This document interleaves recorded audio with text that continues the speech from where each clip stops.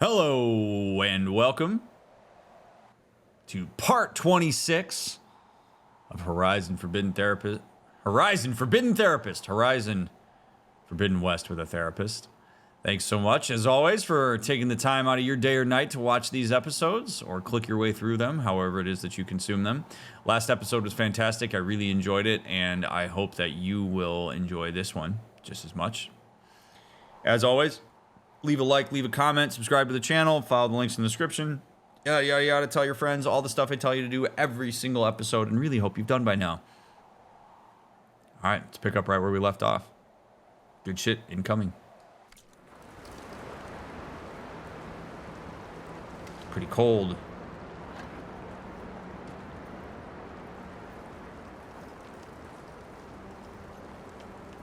All right. Do we kill the rebels? How many are there? Oh, it's just rebels. It's not machines.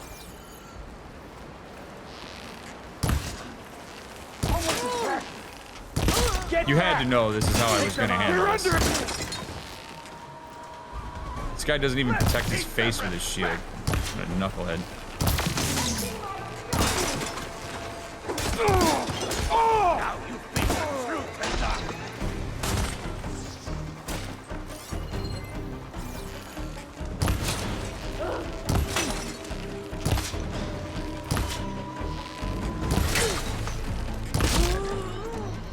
Good.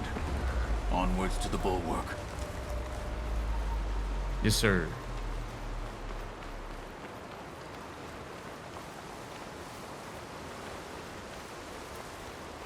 Alright. Dude, how beautiful is this right now? Like the atmosphere. This is incredible. I just, oh.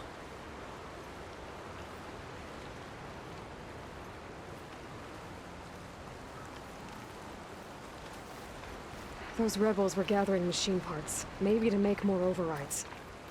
And Tekotte won't do anything? Why would he, when he has the bulwark? I grew up behind the wall. It's easy to have a false sense of safety there.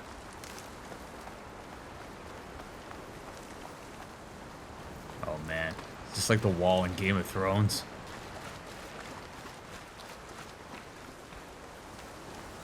The Night King is beyond the wall. More rebels in the clearing. Take the lead.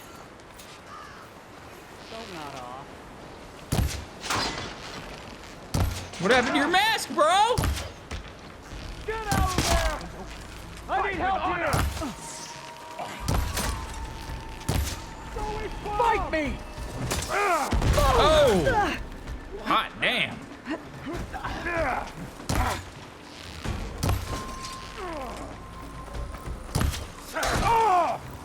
Can't let this get in the way of our I like that mission. Hikaru is like fighting him. Big targets are right targets. Big targets are right targets. I like that. Alright. Now let's go. Alright. Good shit.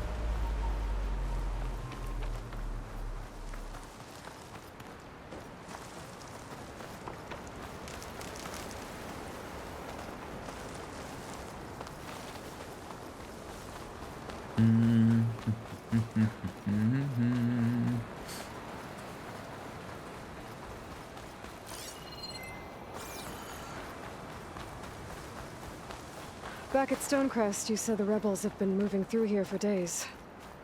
By the time Tekotte realizes he's outmatched, this entire valley might be overrun. If not for the sake of the rest of the clan, I would welcome that day. To see his pride ruined. Okay, well, maybe we can change his mind. I'd sooner move mountains. So there's some kind of history there. He's like kind of doing that thing where he's like brooding Here about it it, is. doesn't want to talk about it, but kind of hopes Aloy's going to ask about it, you know? The bulwark. Let me know when you are ready, and I will announce us. I don't really know what else I would do.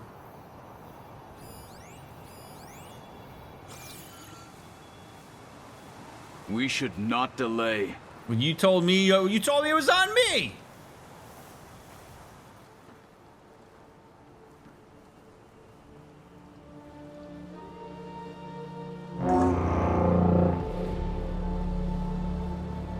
Damn, dude. You there! A marshal requests an audience with your clan commander. I didn't know there were any marshals left. We defend the path to the mountain. Where the wings of the Ten shall find us. All right, Marshal. I'll send the lift for you.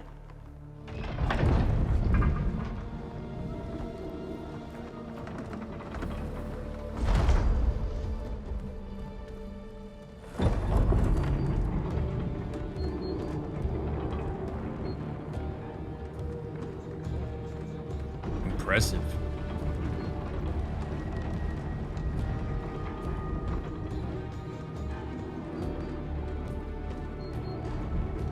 When we meet with Tekotte, I'll do the talking. We'll see how it goes.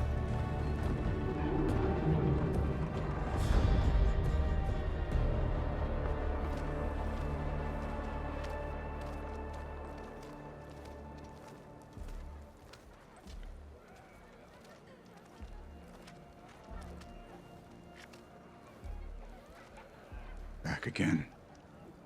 So this was home. A long time ago. Come on. No. Not even close. Hear that, soldiers? Not even close. My strength is yours. Damn. Yeah, ain't nobody getting in here. Is that Kotallo? What's he doing with an outlander?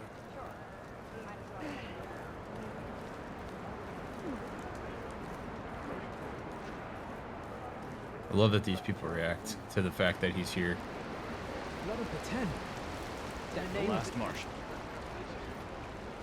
Everybody's using their inside voice outside. I don't like that. Y'all got no chill.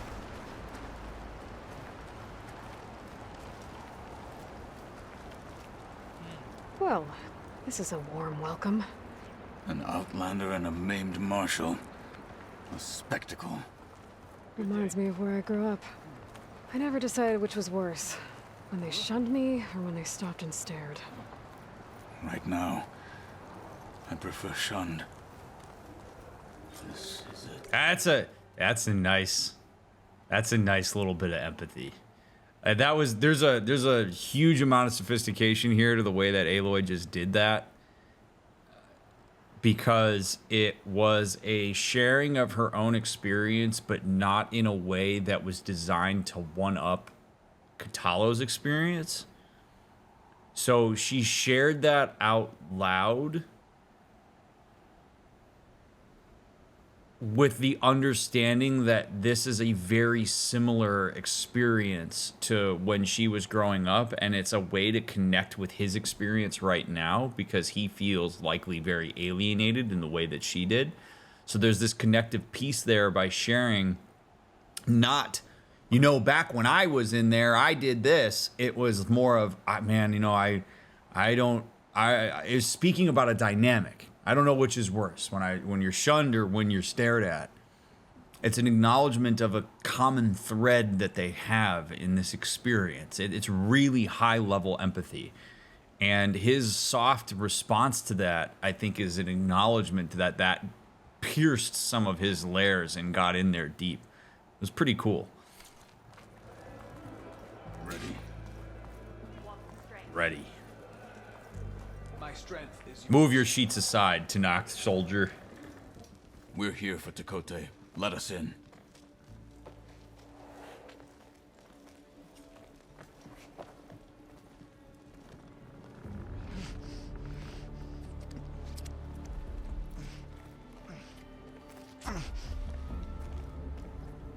Chill, dude. Jesus.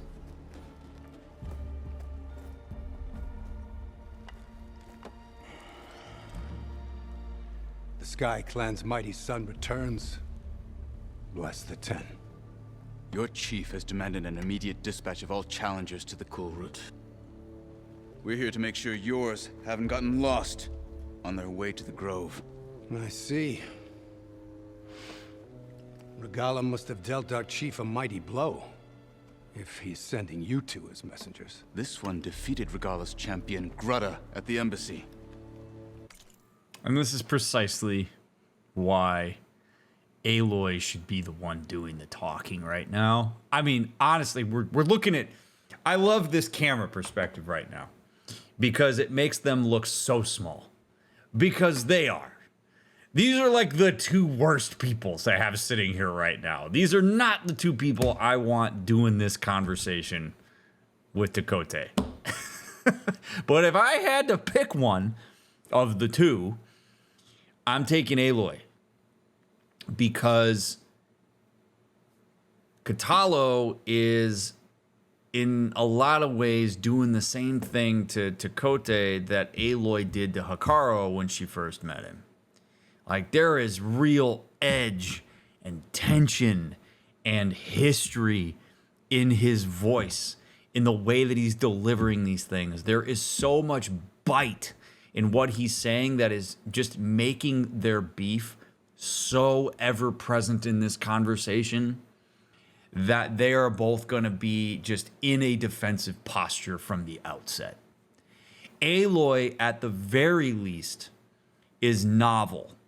Having Kotallo next to her is enough to give a little bit of a reputational boost, and I have no doubt that Tekotte has heard about Aloy because it seems like everybody else has. And if Aloy does a bit of the talking, there's at the very least some degree of leverage in that Tekotte doesn't know Aloy's cadence and doesn't have the ability to anticipate her based on a shared history. Kotallo taking this conversation in the way that he is, there's just an immediate tension here where now we have to like navigate this extra layer of bullshit on top of the fact that there's a very specific reason that we are here. And it sucks.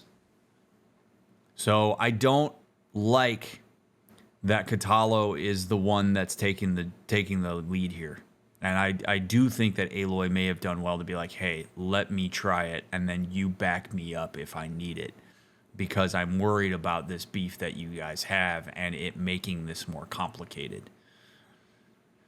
But here we are. She fought honorably. I had the sense to bar our soldiers from that embassy. Just as I have the sense now to keep our challengers here. If they must fight, then they will fight here. Defending our walls. Our clan. That wall won't protect you. Not from the machines Regala controls. They're already at your doorstep.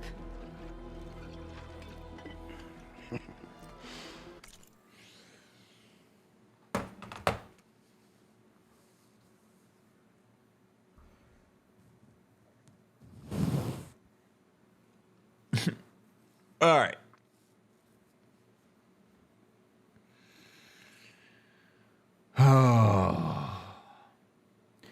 My frustration here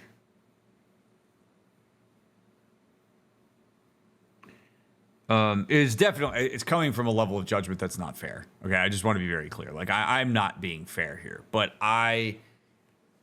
you know, if we're talking about how can you navigate these things better, this is what I'm here for. So I'm going to try to really dissect why I'm frustrated. It's because we keep having to return to the same thing. And so by now, I really hope that folks are starting to learn through this playthrough how to navigate some of these situations. Not that you're going to be in this specific situation, but like you really have to understand how to empathize and connect with people before you create a sense of urgency or ask them for something. Aloy is going about this all wrong.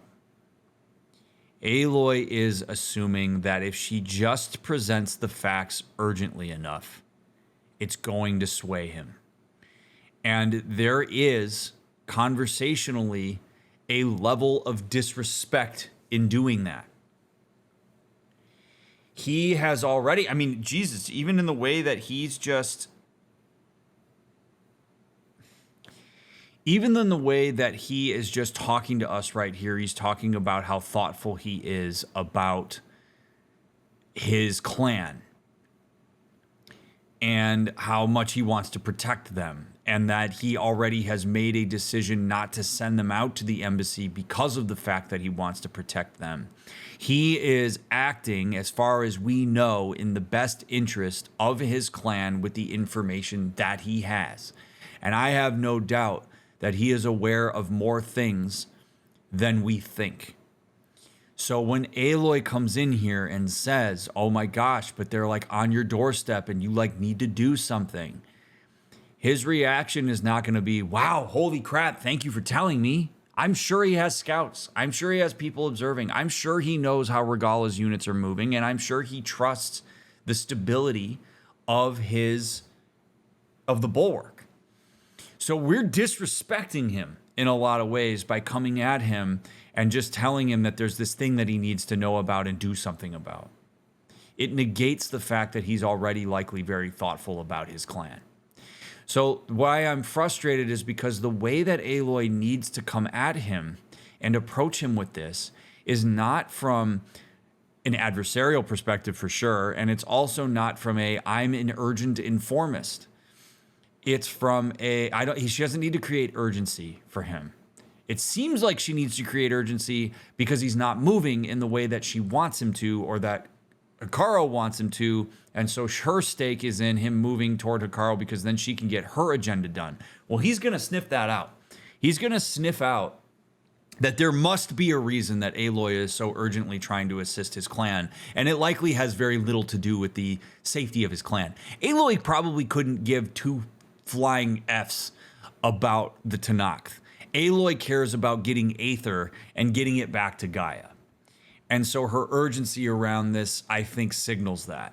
So what she needs to do is like she needs to do in every other one of these conversations that we've had, which is she has to empathize with him. She has to appreciate where he's coming from. She has to listen and observe and make it very clear that she is aware of the way that he thinks. Saying something along the lines of, that was probably a good call, not sending your people to the embassy because that was a bloodbath. And I actually really appreciate the fact that you were so tactful about that. I realized that that was probably not a popular decision amongst the Tenakth at large. And it seems very clear to me that you're willing to do what it takes to protect your clan. You seem to have fortified this bulwark very well. Again, I get why you don't want to send your champions down. Things are sparse right now. Regala's a bit spooky. There's a lot of machines going crazy. If I was in your position, I wouldn't want to risk my people either. That's not stroking his ego. That's acknowledging where he's coming from. If you can't reach in and connect with this guy, asking him for anything is going to be futile. Because if he sees that Aloy understands that and acknowledges it, it makes her somebody that he's more likely to have come sit at the table. Because then she can connect her agenda and why she's there to his motivations. She has to inspire him to care about her. That's on her. It's not his responsibility to be inspired by her. She is not entitled to him giving any shits about what she brings to this conversation.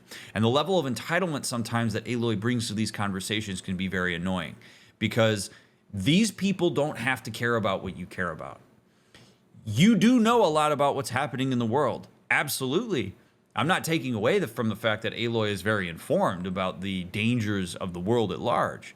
But these people in their local systems don't care about that. They care about the immediate safety of their people. We are still in a tribal rather than global society here. So if she can get on his level and engage him and his motivations and his values and his convictions, when she makes an ask that connects better to those motivations, he is more likely to listen and possibly do something. If she can make this conversation about how sending people to the cool route is something that will make a big difference in regard not just to the world at large, but to his people, and that it would behoove him to send people there, not because Aloy's urgent about it, but because the Tenakth people and his specific local cluster will benefit from it in a particular way that is more important than whatever he thinks is important. Now we're talking. This is the sophisticated nature of these conversations. And Aloy's lack of tact around that, again, is understandable, but it continues to frustrate me because it makes these interactions really hard to watch and really hard. It's just like, oh, because this could go so much better. It could go so much better. All right, let's keep it going. Now that I've made my point about why this is frustrating, let's see how to navigate this. Like this, look at his look right now. Look at his the facial expressions in this game are absolutely amazing. He's like looking at her like, oh, you sweet summer child. You're trying to create urgency around something that I just like, I'm already aware of. And what do you know of the battles that the bulwark has withstood? The blood shed upon stone. I know it wasn't meant to be used as a coward's shield. Come on! No! That's his personal bullshit getting in the way. Oh, this is a nightmare.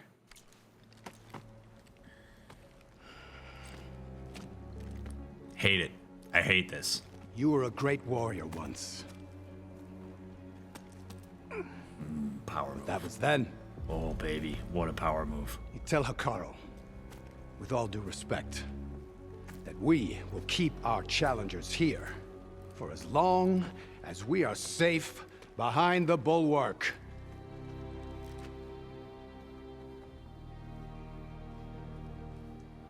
Yeah, it's about as well as I thought that was going to go. Yep. Mm-hmm. Uh-huh.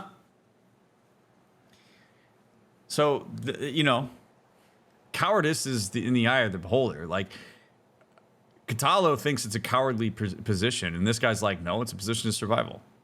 What do you know? Look at you. You left the bulwark, and you don't have an arm anymore.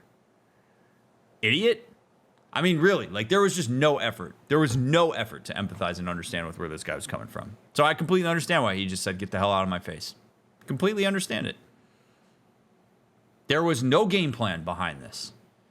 Kotallo went in with a self-defeating narrative at the outset. This isn't going to work. And he essentially acted in a way that made sure it wasn't going to work. And Aloy is just in too fixed of a mindset around this stuff and isn't really giving it the credit that's due. She's so urgent around this that she's just like not willing to take like 5 seconds and plan out how to navigate this.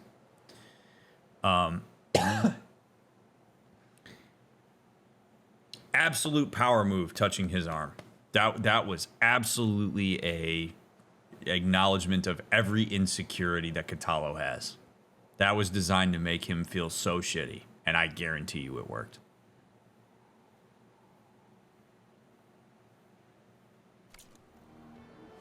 I told you, words are useless with his kind.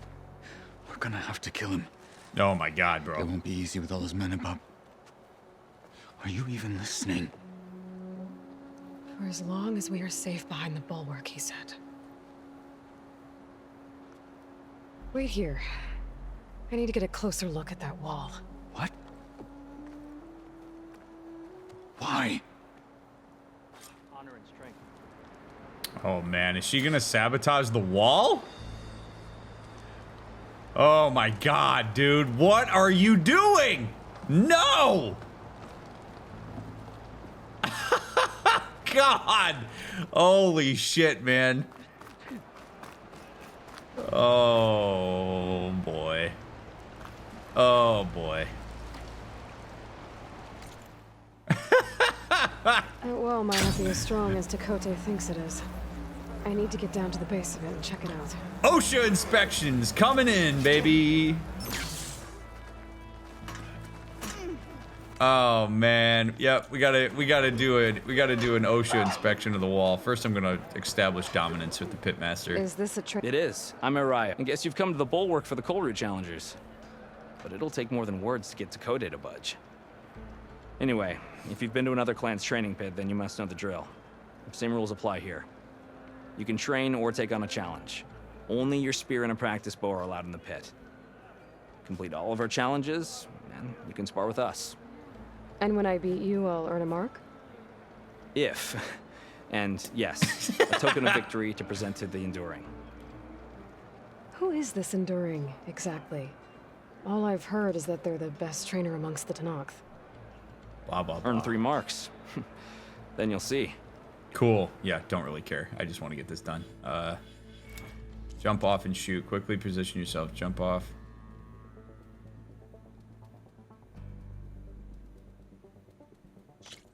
Yeah, okay. So...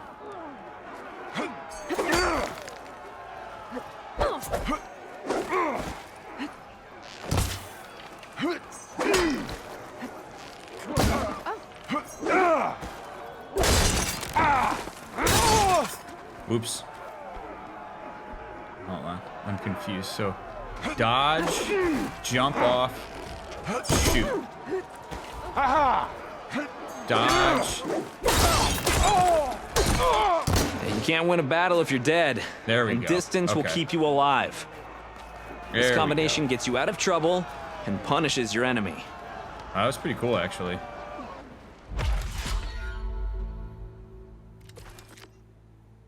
Okay.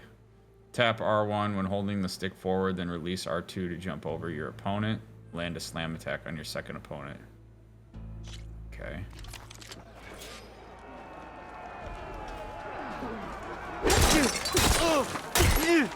Survival on the battlefield is down to tactics. Cool. Your best target isn't always the closest, so select your target and strike. I can see how all of this would be useful if I was not playing this on easy. Break your opponent's weapon guard, follow up with a fast punishing attack close in, then jump off them to reposition yourself and finish with a precise shot. R1, R1, R2. Before the attack finishes, hold R1 to prepare for the half moon slash. Then release R1, hold R2 to jump off, shoot your opponent with a training arrow. Into a training arrow. Holy shit. Okay.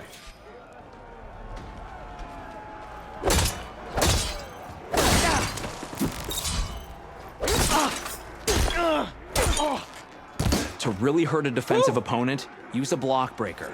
Wow. Then Did it chain on the it first into try. an attack using a half moon slash. Already done, bro. Easy peasy. All right, Piss Master challenge. I just need. Sorry, guys, got piss on the brain. Whoa! Whoa! Good combination. My blade has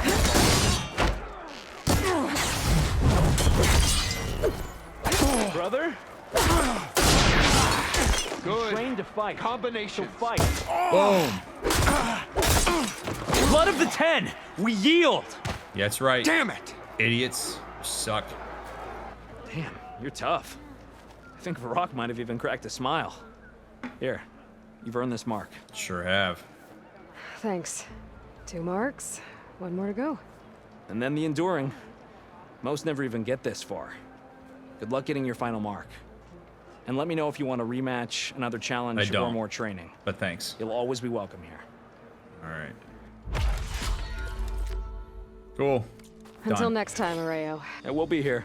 Yep. All right. See you later. I gotta go. You gotta go inspect the wall. OSHA violations. OSHA violations.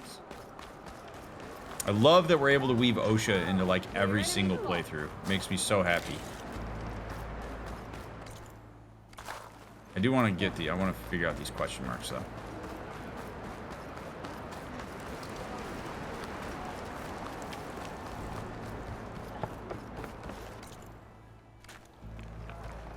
Yeah. All right, whatever. Deal with it. Maybe not. Make good use of this. Stop with the acrobatics. All right. Train. Beaten already, Outlander. Oh, just you wait. I need to get a little distance from the wall in order to scan it properly. All right. We'll just have to see where Aloy's head's at here. Very interested to know. Okay, time to scan the wall.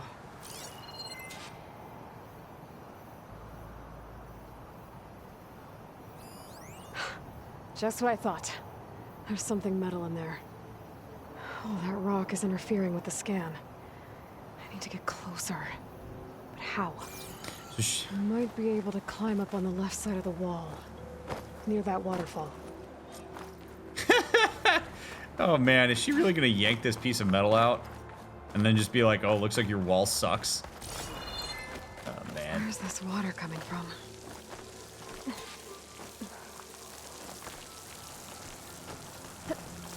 This isn't necessarily the way I would have done this, but I'm intrigued. The water's flowing into the wall. Towards a hollow, maybe. The rocks here might give way.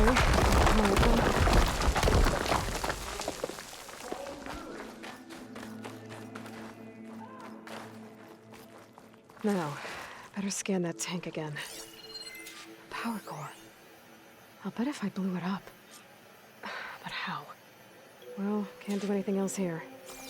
Better go find Kotallo. Kotallo! Hey, I got an idea. Let's make a bomb and blow up their #1 defensive position so that they'll send people to a little fight so that I can go get a thing and then we can leave. This won't cause World War V.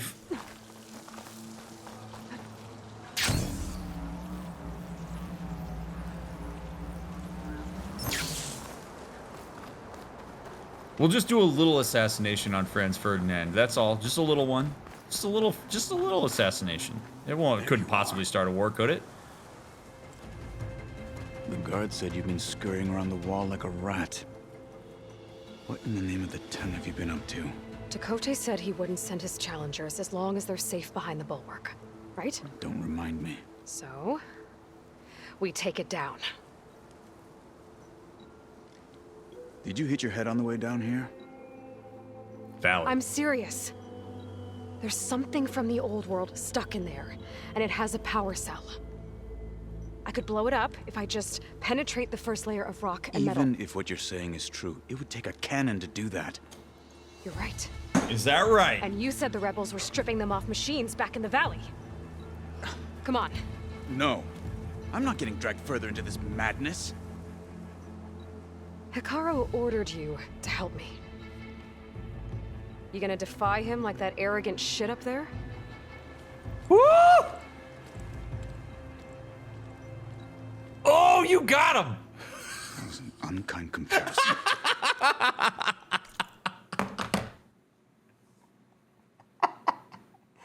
Oh, that was good. That, my friends, is how you use what you've listened to and observed to get somebody inspired to follow you. That was beautiful. Aloy just literally did the thing to an extent that I have been preaching about doing in the other context, so I want to appreciate that. She has listened over and over and over again how much Kotallo hates the way that Tekotte navigates the world. And so she's got something that she needs, and she decides to use the things that she's observed as mattering in this moment to leverage herself in that, to get him. The last thing in the world he wants is to be compared to Tekotte.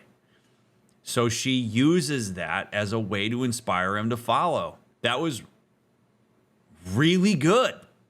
Really good. Do I love the idea of blowing up the wall? No, but if that's the direction we're going to go, then that was a hell of a way to get Kotallo on board.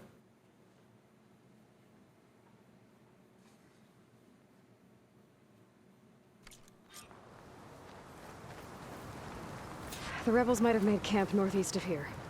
And then what? The two of us go up against all of them? Pretty much, yeah. Oh, you may lack sense, but you don't lack courage. And you So, respect that. Back there, with Tekotte, it seemed like there's bad blood between you two. There is. If we make it through this plan of yours, perhaps I'll tell you. I'll hold you to that.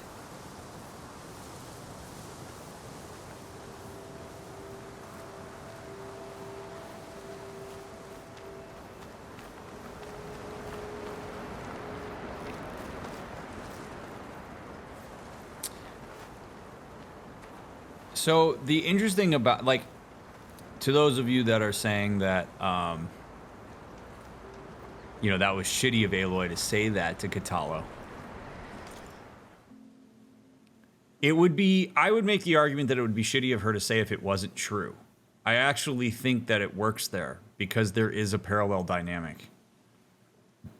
She didn't, like, make that up.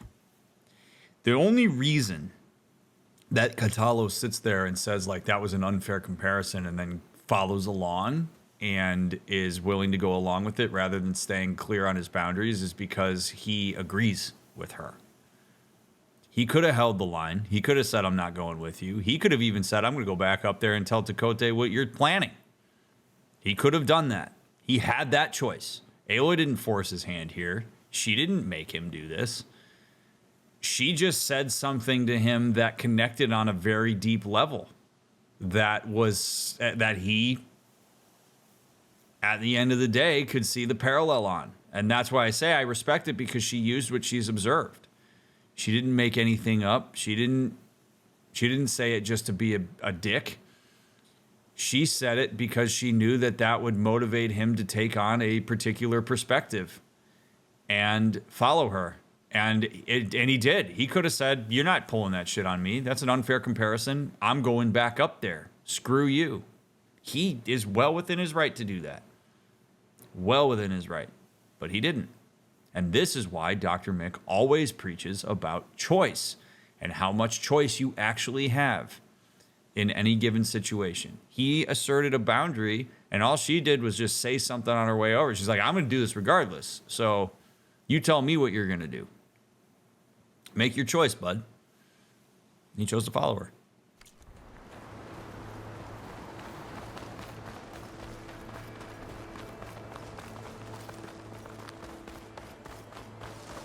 And he respects her We're brawn. getting close to where we saw the rebels before. Good thing we already killed him. Well, it looks like the rebels just got a lot more firepower. Ready? Move out! Is that a woolly mammoth? No way, dude. Oh.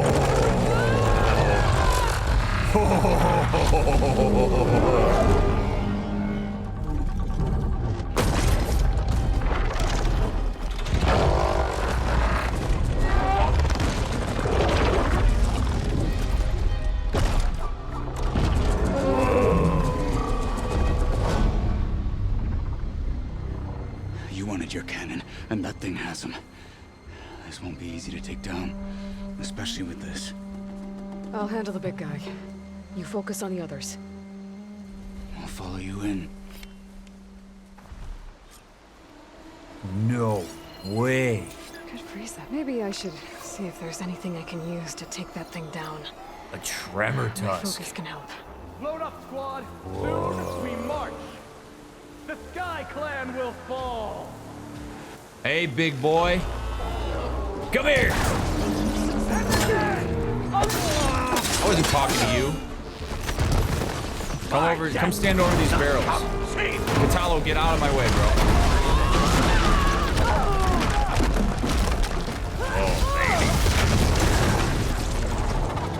Oh, baby. Oh!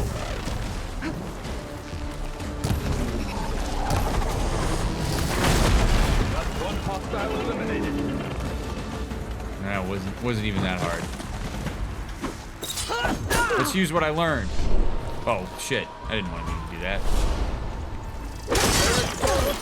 What a baller move to, like, put face paint on while you're staring your enemy in the face.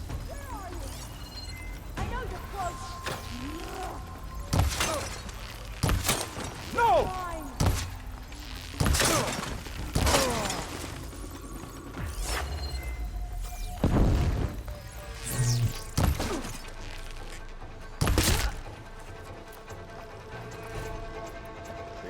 Got them all. So, not that cannon.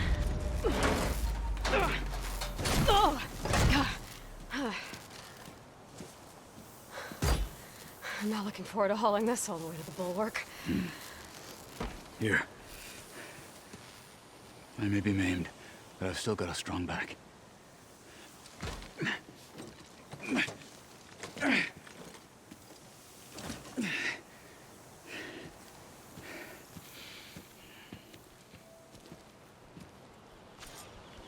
After you. Well, so, man, see, this is kind of fascinating because you could make the argument that Aloy is just speeding up the inevitable. Like, these guys could have just brought this mammoth here and used it to shoot the same thing that she is. But there may have been a better way to show them this and put the responsibility of this on the rebels. Because, like, what makes Aloy any different from Regalla right now? Like, she's gonna pull this gun off of the mammoth and then walk over to the wall and shoot it for her own agenda. That's exactly what Regalla's doing. So now all of a sudden we're essentially also terrorists because we're taking this gun and shooting this. Like, we could have said, hey dude, we have a sense of what they're up to. Yeah, give me a scout.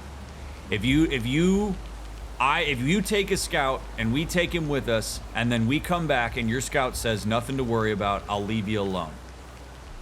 But if we take him out and he sees what we know and we come back and give me your most trusted man, that might have been a way to handle it, for sure. But we're not, we mean nothing to him. So instead, we go out here, we shoot this thing, we take the cannon, we're gonna shoot the wall. As far as he's concerned, we're Team Regalla. Oh, you don't wanna work with us? You don't wanna do our bidding? Well, fuck you then, we're gonna shoot your wall down. You fought well back there. I did not think we'd survive. But killing the rebels and the machine, it was good to take the fight to them for once. You really think this thing will do the job? We'll know soon enough. Such a bad idea.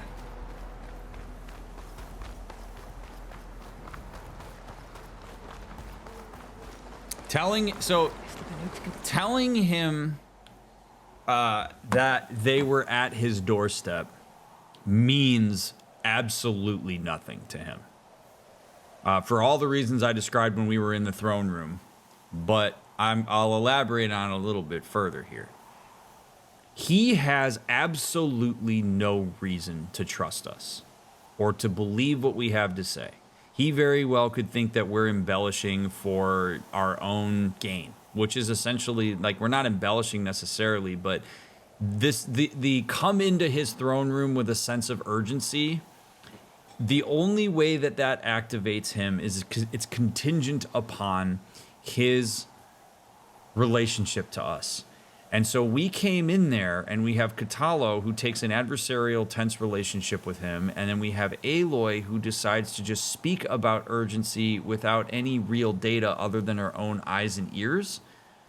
And we're talking to a person that is so unbelievably confident in the bulwark that he's not willing to do what the chieftain of the Tanakh wants him to do. So this is why you have to have some degree of somebody he trusts to validate what it is that we're saying. This is why you have to work with them. So you say, if you have a trusted scout, again, you empathize with him, you say all the things that I already said you say to him. And then you say, if you have somebody you trust that you would be willing to send with us, we have on good authority that they are coming at the wall and that they're going to exploit weakness in the wall.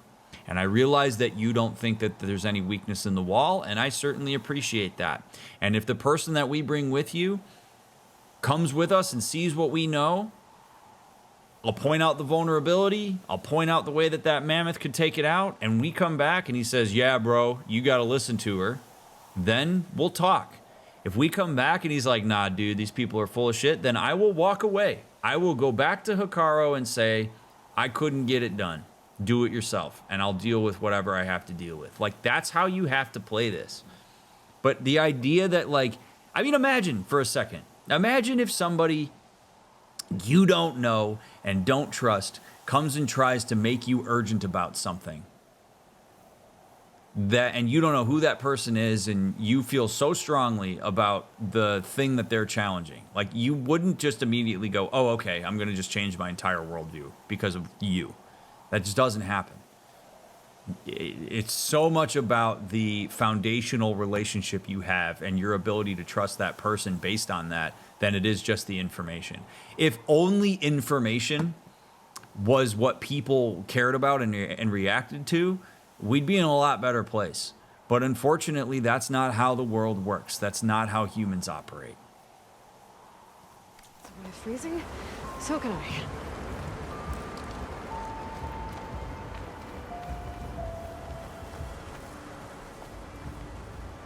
Well, so that's the thing, is if Aloy, we know that they're probably going to look at it and say there's crazy shit here. If Aloy doesn't give up her chance to get Aether from Hekarro if this doesn't work out. It just means that things are changed. It means that either she has to find another means to connect with Tekotte and be persistent in a particular type of way, or she goes back to Hekarro and says, if I couldn't do it.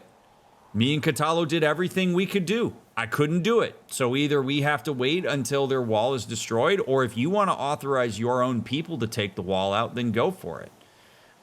But I really need access to Aether. And then we're back into the conversation that I said that she should have had with Hekarro back when we had the episode with Hekarro. Explain why it's so deeply important to go get Aether. I don't even know, like, some of his willingness to uncover that is built upon whether she's successful on this, but maybe not. Maybe he sees her efforts as being the last step. And he goes, all right, well, if you couldn't do it, then I don't know who is, and I might have to change some rules or whatever, right? But she doesn't give up Aether by failing this mission. That's our video game logic, going like, well, if you don't do this mission, then you can't do this. Like, but there's other ways to work this out.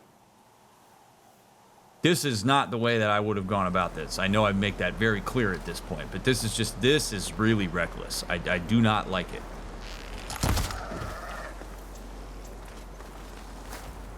And I took out my frustration on that bighorn.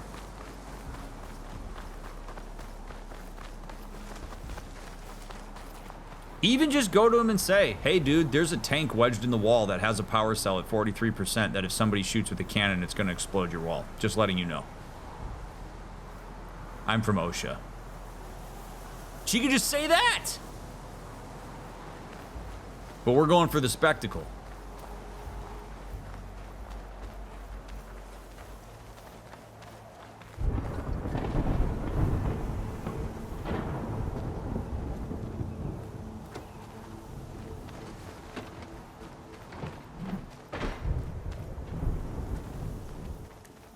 Here it is. But you don't just need a cannon. You need a miracle. Coming right up. Oh, boy.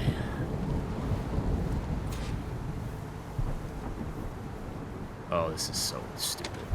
Okay. Gotta blast away some rocks so I can expose the power cell. All right, nobody look. It's working! Nobody look. You don't hear anything. Oh my god, this is so bad, dude. Nothing's exploding. This isn't gonna work. Well, isn't this Oh my impressive? god. 2 children playing siege. Oh my god. I hope they haven't hurt the bulwark's feelings. Come now, stop embarrassing yourselves. And leave this poor mountain alone. This is your last chance, Tekotte. You can still answer Hekarro's call. This is your last chance. You have it backwards. Leave this place, Savage, now. And take this cripple with you.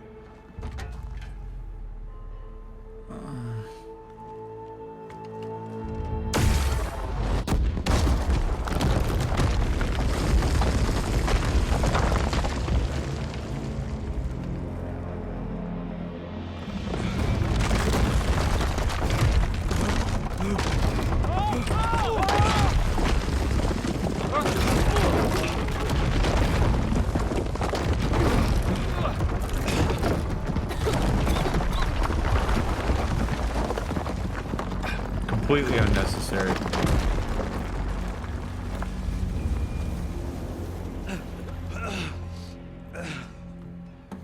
Oh, okay. I'll come.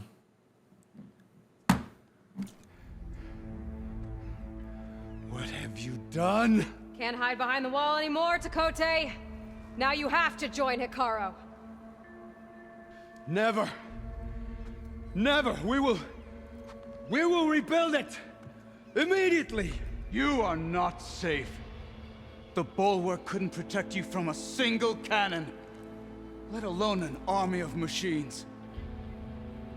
The only pathway to safety is to unite against Regalla with your chief. Or us, because we destroyed your wall. All right, before I go any farther, okay, I just got to get this out so that I can refocus my brain. This is by far, in all of Zero Dawn and Forbidden West, this is by far my least favorite part of the series. You know, people love to ask, what's my favorite part? Who's my favorite character? Whatever. Very easy for me to say what my least favorite part is, and it's this. I hate everything about this. Everything about it. This is the worst. I would have never guessed that this is the pathway that we were going to take. It just does not make sense to me. Like, yeah, Kotallo's plan to kill Tekotte makes more sense than this. Because at least you kill Tekotte and you say to everybody, hey, look, we're stronger than him and he was duping you and, like, we're going to go to the coal route and we're going to fix this. Hide behind the bulwark. It's safe. We just endangered this entire clan, many of which are people that are just trying to survive and rely on these people to protect them. Like, this is totally antithetical to the entire reason that Aloy even exists. We just put this whole group of people in danger. Regalla doesn't go away now. All we did was blow up the wall and make it easier for Regalla to bring machines in when we inevitably leave and go back to the museum and talk to Hikaru. This is insane. This is the most effed up logic ever.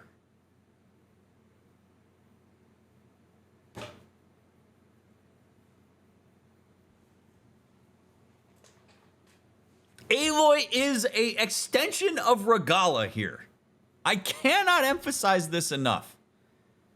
No, we don't have to wait for Regalla to do it. We talk. We use our brains. And we say to him, we go out, you take the scan, you come back up, you empathize. You go, hey, bro, I get it. You think your wall is impenetrable. It's not. And here's why. I walked around the wall. I went up, I pried a couple rocks over, and there's a tank that is sitting there from the old world with a power cell. And if you don't know what that is, I'll describe it. The power cell, it's 43%. If that gets hit by any kind of plasma projectile, whether it is from a tiny little robot or a gigantic mammoth that I saw over there, if it hits that, and they see it, and if I could see it, they could see it, it's going to blow up your wall. I'm just telling you, it is not as structurally viable as you want. And as somebody who is as invested in your people as you are, and wants the wall to be as impenetrable as you think it is, I really believe that you either ought to figure out a way to reinforce that, or you figure out a way to get combined with the other Tanakh to hold Regalla off so she doesn't shoot that weakness. Because I had the thought that I could teach you a lesson by going out there and grabbing a gun and shooting that, but I don't want to do that because I don't want to put your people in danger. That's how you handle this. No, you don't have to just let him rest on his laurels and wait for Regalla to come and shoot the wall down. Like, this idea that the wall inevitably has to come down in order to make the point is bullshit. That's us really just diving into this narrative that has already been constructed by Tekotte and everybody else, that the only way you're going to convince him to go to Hikaru's thing is if the wall comes down. And we do not have to be that myopic about this. It's dangerous to be this myopic about this kind of shit. Like, the lack of nuance in how people in positions of power think about the way that you diplomatically move other leaders in particular directions is part of the problem. Like, you have to have a nuanced approach to this. You have to use your brain to think your way through how you're going to make these things work. This is ridiculous. And to the people that have kind of consistently in like YouTube comments and stuff said, well, Aloy doesn't have that much time because the world is ending. You don't have to spend 30 days doing this. This is like 3 conversations. And if Aloy got to a point where things were so desperate, she goes back to Hikaru and she says, hey, Hikaru, they ain't moving. Here's my idea. We could blow up the wall. How do you, as the chieftain of them, feel about us taking the wall down to make a lesson? Or do we need to make Regala do it? Or is there any possible way I can get to Aether before any of this shit plays out? Because this is delaying everything and none of this is going to matter because the whole world's going to be destroyed anyway, for reasons that I'm happy to describe to you if you're willing to listen. This whole sequence of events is insane. And it is just, I just hate it so much. Okay, so I just needed to get that out of here because I am so consumed with how ridiculous this is that I'm like having a hard time being present for analyzing the dynamics of what's going to happen here. So I got it out of my system. Now you know how I feel about it. This is the worst, as far as I'm concerned, this is the worst part of the whole series. You decreed that no challengers would be sent, while the clan remained safe behind the bulwark. So send them now. Unless your word means nothing. Send them. I didn't hear you. Oh, come on, Send the dude. challengers. I look forward to seeing the Sky Clan's colors in the arena.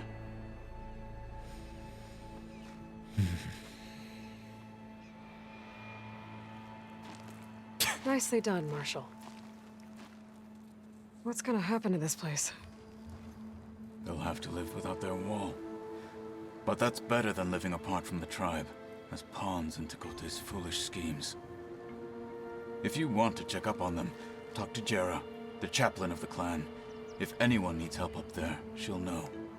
Yeah, maybe I will. I'll take my leave then. I need to report to Hikaru. If you only put yourself in a position of searching for empathy after you are satiated, you are not doing it right. I got what I need, so now I care is a terrible sequence of events. I'll see you at the culvert. Good.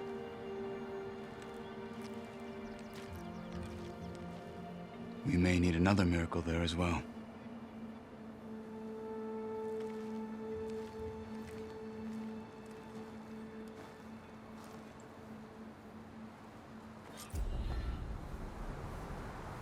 Maybe I should go up there, see if everyone's all right, and find this chaplain, Gara. Might also be a good idea to resupply before I head back out.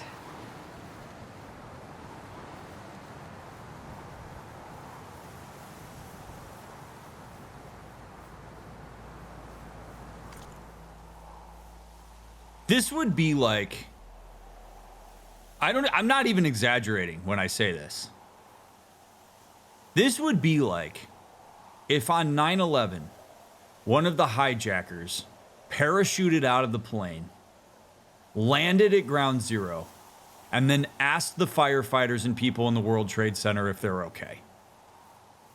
That's literally what this is.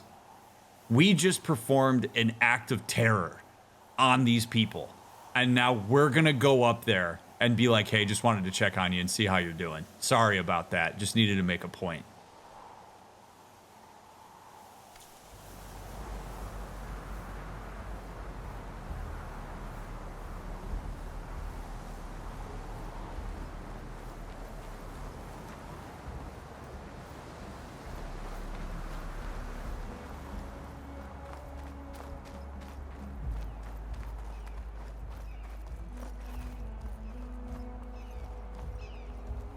I don't even have to take an elevator to get up here anymore.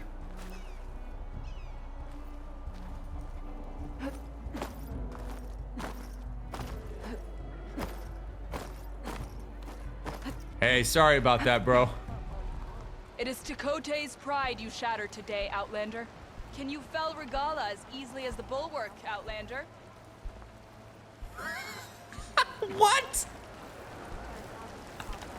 Come on. You can do better than that. Hey, do you think you can destroy Regala as easily as you destroyed our home? Oh, man. This is... Okay, this is going to be hilarious to me if everybody's happy about this. Oh, man. Oh, God. Guess Tekotte should choose his A words. lesson has been taught. From the rebel of the bulwark will grow the seeds of a united tribe. Can Hikaru defeat Regala? We shall see. Are you Chaplain Jera? Kotallo said I should talk to you, to see if you need help. Bold move, Wallbreaker, burying Tekotte's pride beneath the bulwark's rubble. I was just... At ease. Many in the clan agree with you, and Wow. Marshal Kotallo was right to send you to me. There is something you can help with. A few of our soldiers followed him to the embassy at Barren Light, against Tekotte's orders. Right. I remember Kotallo showed up last, with only a few representatives from the Sky Clan. When those soldiers returned home, Tekotte reassigned them to an old watchtower, one we had abandoned to the machines. He insisted that with war brewing it must be reclaimed, but those soldiers are serving no one out there. If, however, they were to return by request of Hikaru's champion, Tekotte wouldn't have the backing to deny them, especially when their chaplain supports their return. Tell a few soldiers to come home and give Tekotte another black eye? Sounds easy enough. Go to the cold rushes, a long stretch to the west. The watchtower stands beside the falls. Speak to Kiva there, the squad's leader. Good luck.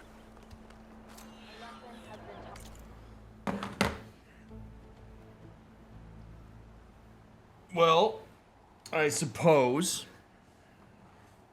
there is one detail that would make what we did okay. But man, did we miss the mark on learning about it ahead of time. I mean, I would have liked a little more context or a little bit more of an indication that Tekotte is somebody that is like actively oppressing these people and holding them in here. I mean, if he is a total dictator douchebag and these people are being held against their will and they all actively want to be part of the Tenakth at large, and this guy is threatening them, us taking the wall down and teaching him a lesson in that regard would absolutely be something that the populace would have explored. But yeah, even still, then maybe killing Tekotte is the way. Like, maybe people would be singing Ding Dong, the Wicked Witch is dead, and yet we still didn't destroy their home in order to make the point. It's just that, like, that's the part of this that really just isn't, is just, it's a struggle for me, is like, we put people at risk by doing it this way. We could have had a conversation with Kotallo. We could have come around the camp. We would have known instantly. If we went around the camp and were asking people about Tekotte and they were like kind of skittish in the way that they were like, there is no issue in Ba Sing Se. Like if they were doing that stuff, we would have been like, okay, this is like a very deeply oppressed people. And so maybe this is something that is for their own good. But we didn't get that. Right? Now, you don't always get context beforehand. Again, you know, understanding of context is something that makes these things much more palatable. And again, I mean, I can understand why these people are cool with that if that is the case. Because it's very similar to back when we were at the place where there was that, like, Oseram guy who was, like, the Union, acting like he was the Union guy or whatever. Like, it's kind of the same deal. We didn't get that information. I wish that we would have had a bit more of that just from like a game design perspective so that it makes that part more palatable. Because if these people are all like, yeah, blow up the wall, dude. I don't give a shit. I'm down. It's just very weird. So, okay, cool. We just liberated a town in a like political way. And they're all happy that we stuck it to Tekotte. And that's more important to them than having a defensible position. I can follow. I can follow the logic of that. So I'm calming down a bit. So those of you that are like ready at the keyboard to smash me in the comments for how mad I was about how this went down, I understand it a bit better now and it makes a little more sense. But man, if we could have got a little bit more ahead of time, that would have been nice. It's just funny because like when you really dive into these games and you really try to like understand the motivations and the psychology and like you get into it, it makes some of the like video gamey linearity of how these things go a lot less palatable. Like if I was just sort of mindlessly playing the game, I'd be like, oh yeah, all right, cool. You blow up the wall, make a point, you sweet deal, get the job done, right? But when you really dig into the because these are people, okay? I know it's just a video game, but like at this point, if you have it's just a video game perspective, I don't really know why you're watching my channel. But like if we treat these as people that we can anticipate and understand and listen to and observe,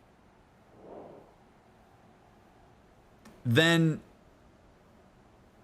this stuff like has so much more complexity, and the way that we just went about that is just so much worse, right? If we think about it of like, okay, cool, like now we talk to these people and they're cool with it, so it's fine, you know, that works. But I would have loved more there to make that very complicated decision something that is palatable in a way that like makes sense if you're really thoughtfully engaging with the world.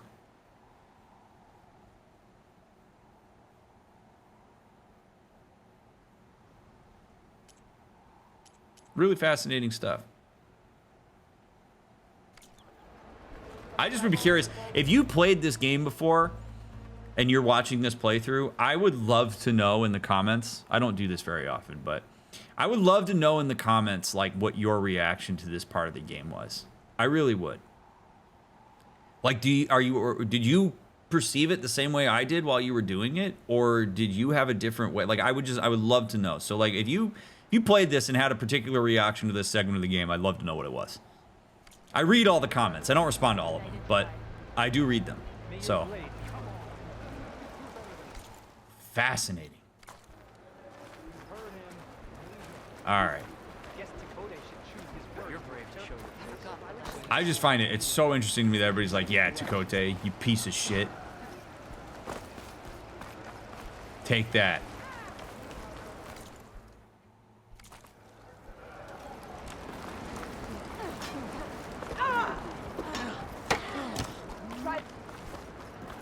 My brother will make it. What's going on here? The wall breaker. Jekka's brother here went off to get himself killed. He'll finish the climb. I know it. Not likely. My brother Pento left to climb the March of the Ten, to get his soldier's mark. They were supposed to be done by now, but he's not back yet. Jekka! Lataka! To your training, now! Your brother should have stuck to his cleaning duties. Would you mind checking up on the march? If I leave, my squad leader will kick my ass. And I don't want anyone thinking I'm worried about my brother making the climb. Because I'm not. I get it. You can't miss the path markers. They're by the waterfall west of here. If I head that way, I'll see what's going on. Thank you. No slacking, soldier! I'm coming. Pento. You better stay safe.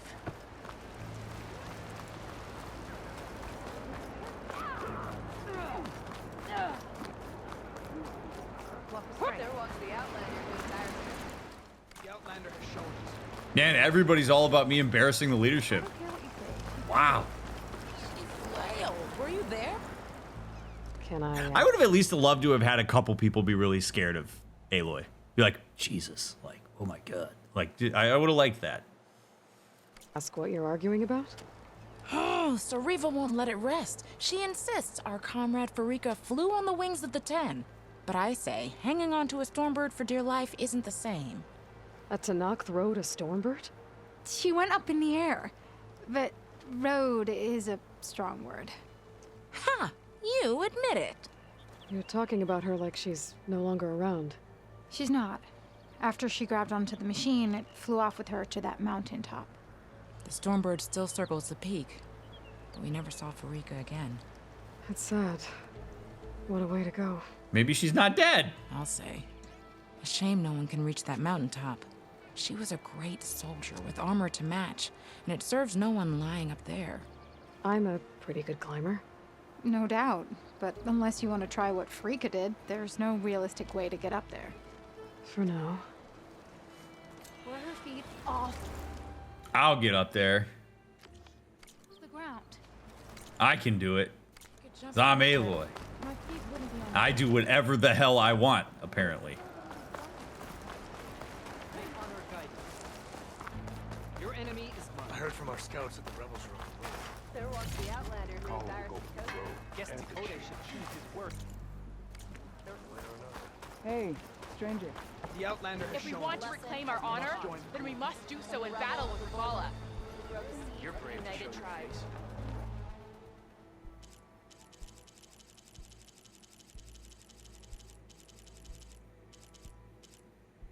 Ooh.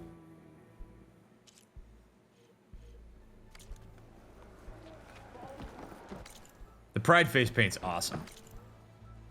I wonder if I can go back up and talk to him again. Wow. She sure proved Tekotte wrong. It's just wild to me. Everybody's like, you sure proved him wrong. We didn't trust the wall, but he did. Do you think the narrative of the game tends to reinforce Aloy as somebody who can do no wrong? Yeah. I do think that the game is biased in the This area's off limits, Outlander. biased in the direction of Aloy. Which I understand to an extent, but I would like the idea of like Aloy really pissing a group of people off. You know, like I don't need the world to be super harmonious here. Like it'd be kind of interesting if this whole place was like, screw you, man, and then we had to figure out how to make it work. The Bulwark. Carefully written Karja glyphs with Fashav's personal mark, evidently part of a diary or journal. Dominance. That is what the Bulwark impresses on those who dare approach. If the wall itself isn't impressive enough, its elaborate decorations make it seem like a jagged stone colossus. I know a few things about instilling fear through ornamentation, and I have come to distrust rulers who believe it necessary. Paired with the wariness of my devoted escorts and their stories about Commander Tekotte, I resolved to take whatever awaited us with a splash of salty brine. I should have lowered my expectations even further. We'd been told that a rudimentary lifting device grants entry to the top of the bulwark, but when we arrived, the sky sentries yelled down to us that the lift was broken. If we wanted to come up, we'd have to climb. I grew up on a mesa, so I'm not afraid of heights, and not the worst of climbers, but I had to admit that this was discouraging. Can't imagine how teeth-grinding it must have been for my lowlander companions with their innate loathing for the bulwark and the clan it protects. I took them a few steps back to convince them, and myself, that we had no choice but to see it through. When we finally pulled ourselves onto the highest ridge, our muscles were overstrung and our skin freezing. All around were Sky Tanakh, brandishing their weapons, training or sparring. And there, on the edge of a jutting rock that towers over the capital center, stood a smirking Tekotte. With a booming voice, he welcomed Karja Marshal and his lowlander bodyguards. I looked back at the lifting device. It didn't take an Oseram to see that there was nothing wrong with it. So yes, my escorts were right. Tekotte is a pompous bag of bullshit. A lesson has been taught. The rebel of the bulwark, approaching United Tribes. You got anything cool? No? Damn.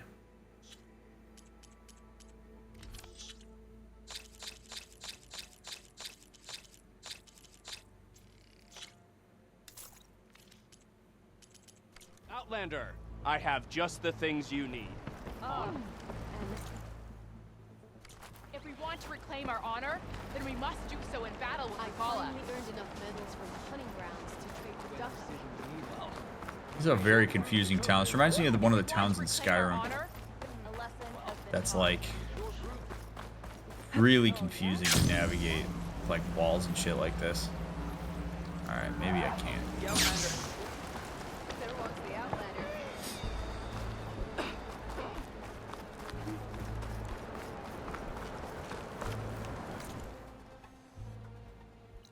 All right, I'm not gonna belabor it.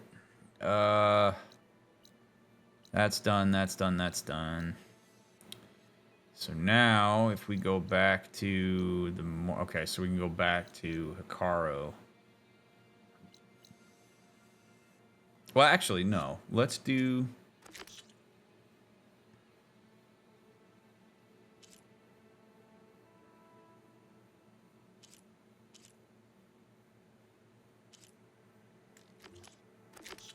Squad of Tekotte was posted at dangerous old watchtower disobeying orders. Time to call them home. Jesus, that is a long way away.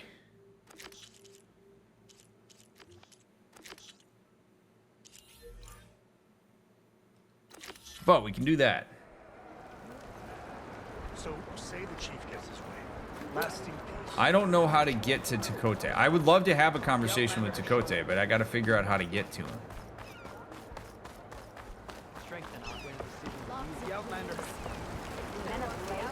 The Outlander has shown us. We must join the Corps. If we want to reclaim our honor, strategy. Hikaru can depend on the Sky Clan's courage. You made it through action. Oh, here we go. The commander doesn't want you in his quarters. Oh, okay. Little bitch. All right, fine. The commander's throwing a temper tantrum at the moment, so he will not grant an audience with you.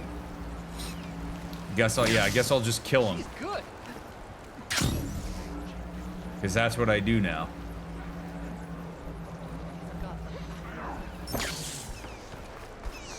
You, Outlander. If we want to reclaim our honor, Sky Clan don't need us.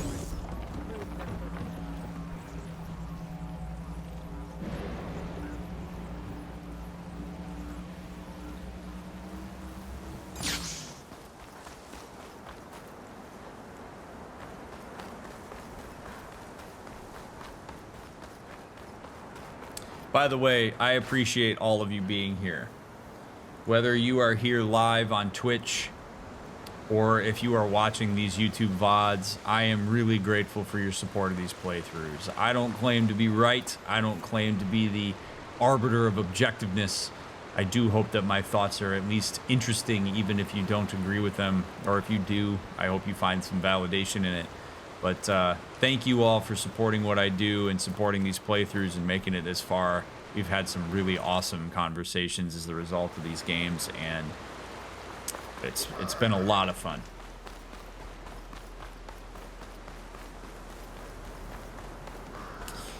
So it is true, right? The Tekotte are absolutely all about strength and brawn, but all that we've read up until this point, and again, it could be a misrepresentation of this subculture of the Tekotte, is that they value defensive positioning, that they are okay with the fact that they are protected by the wall, that there is might in a defensive posture. They're essentially like the Floyd Mayweather of Tekotte. Just defend yourself well enough and tire everybody out and survive that way. It's a totally valid strategy.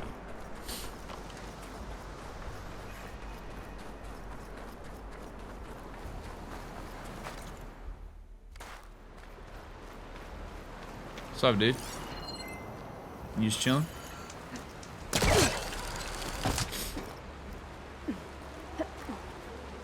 I'm just here to steal your shit. Hope you don't mind. It's full, but my stash has room.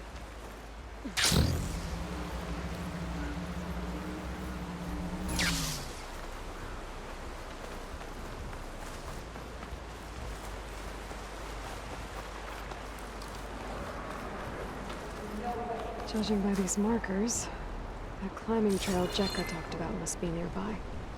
I should check up on her brother while I'm here.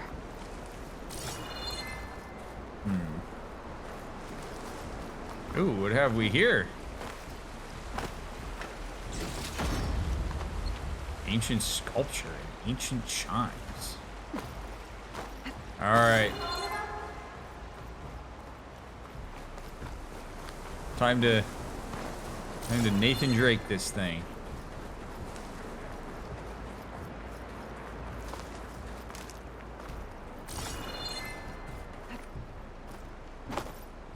I would love it if there was a mission where I am supposed to Skyrim climb this.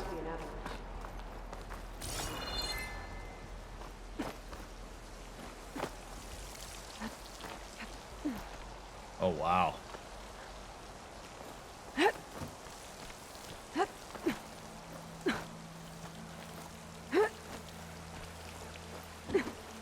The company might pay good money for that ancient sculpture. It would work well on armor.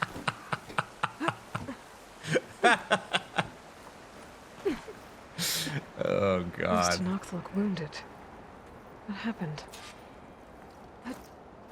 That person looks like they're in charge. I should talk to them. Yeah, anytime somebody's standing facing away from everybody else with their hands on the hips, they're absolutely the person in charge. Wallbreaker, if you've come to witness the March of the Ten, you're out of luck. Actually, I came looking for someone called Pento. Pento? That poor scab was as good as dead even before the storm hit. You're out of line, soldier. What's he talking about? The kid you're looking for is still up on the mountain, along with 2 others. Pento was the only one who decided to break tradition and climb without a partner. His odds aren't good. I'm sorry to say they never were to begin with. As far as being Tenak goes, he's got most of it backwards. So what? You're all just waiting here? Shouldn't you be calling for help? Couldn't find anyone in that storm, even if we wanted to. Those kids are at the mercy of the mountain now. We'll see about that. But first, a couple of questions. Yeah, they're probably dead, so we'll leave them. Why is everyone so sure this Pental can't climb that mountain? Our people are soldiers. We respect strength and agility. Pento has neither. Never has. He's been stuck on cleaning duty since he was a child. Yet he decided to undergo our clan's most difficult trial on his own. And you think he's crazy for trying? I'm not a fan of that word. When I chose to wear a woman's armor, people called me crazy too. I guess Pento just feels like he has to prove himself, to show who he really is. I understand, believe me. But that climb is hard enough, even without a storm. What is this march you mentioned? This is one of the toughest slopes in Sky Clan territory. It's said that the Ten climbed this mountain in pairs during their war against machines. Our people partner up to earn their soldiers' marks by following in the Old One's footsteps and retrieving the Blood Crest, a flower that grows on the summit. Until Pento, that is. He insisted on climbing on his own. You mean no one wanted to climb up with him? I tried to stop him, but there were technically no rules against it, so I let him pass. That sounds familiar. The Nora have a similar ritual.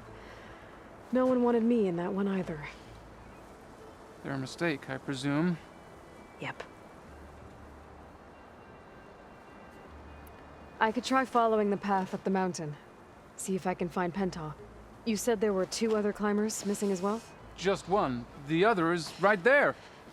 Zika! Rocco and I, we were climbing back down. There was an avalanche where we got separated. I couldn't see anything. Someone's gotta go up there. You can barely see your own feet in that storm. Except I don't need to. I'll be back. Are you wounded? If the storm gets too rough, I can always use my focus to find those climbers. I should follow the markers. They'll lead me to the start. Cool. To those of you that are like, is Dr. Mick gonna go on a big spiel about gender right now? No. The person told us they're wearing women's armor. Sweet, do your thing. I don't care. Like, doesn't matter. Cool. If you're trans, awesome. If you're trying to pass in a particular way, great. It has absolutely no bearing on this conversation at all. The only thing that matters is the representation in the game. I think that's great. You just like we don't have to make it a big deal. Cool. They told me their experience of like, yeah, it was pretty spooky when I put on women's armor because people didn't know how to handle it. And that's awesome. I'm honored that you perceive me as a person who is safe enough to share that with. That's it. There's no extra dose of anything because of that. So, just, yeah, I could just hear, like, oh, DrMick didn't say anything. Like, yeah, there's nothing to say. The representation is the most important part of that.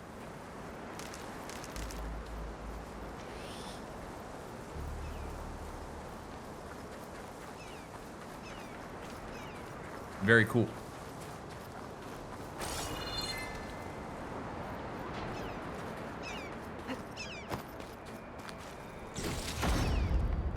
All right.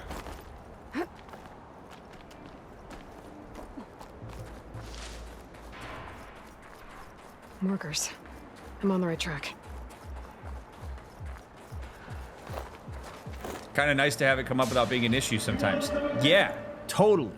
Like, that's the thing, right? Like, and I am fully appreciative of the need to have representation be, like, particularly apparent at times in order for it to be something that becomes increasingly ingrained. But, like, yeah, the reality is that sometimes the best representation is one where it's, like, the ideal representation, which is, like, okay, cool, like, this person's trans and nobody really cares. That, where it's, like, in the same way that nobody cares that I'm a guy, nobody cares that I'm cis, right? Like, nobody cares.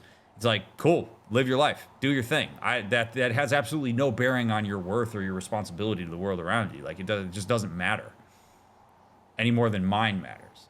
Like, that's the ideal, right? Is that all of us are at a point where, like, you live and acknowledge and appreciate difference, but it's not this thing that is like immediately we zoom in and we make this entire mission about that, because it's not what it's about.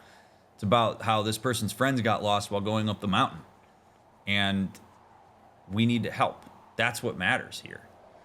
Like, that kind of representation is really important. Like, there is a need for representation that is much more like, we're going to have a conversation now. There's also a very high value in representation that is not in your face and is something that is just like, yeah, cool, person's trans, move on. Sounds like someone's putting up a fight. Hey, I don't think we've seen a stalker. No stalkers. Yeah, have we? Thanks for the assist.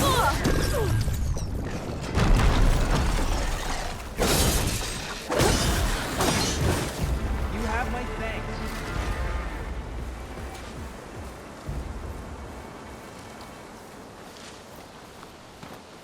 Hey, check this out. Oh! You want to try it?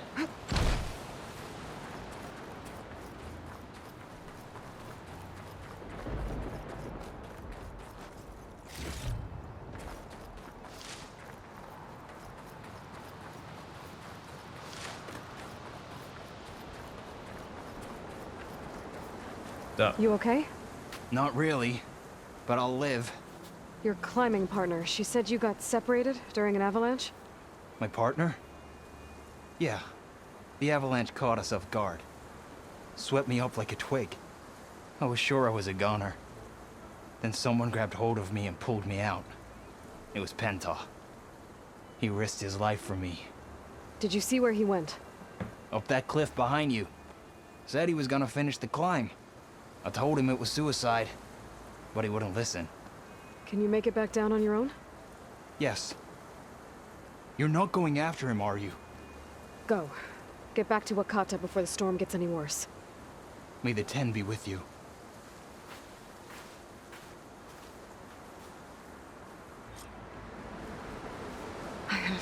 Pinto before he gets himself killed. Yeah. Me too. Chill air is prickling my lungs. It's the way that we're gonna go about this.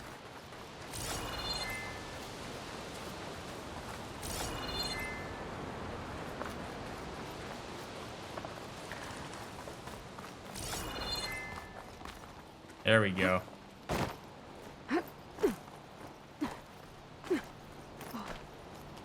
You'd love to hear my thoughts on the Last of Us games? Good news! Check my YouTube, friend.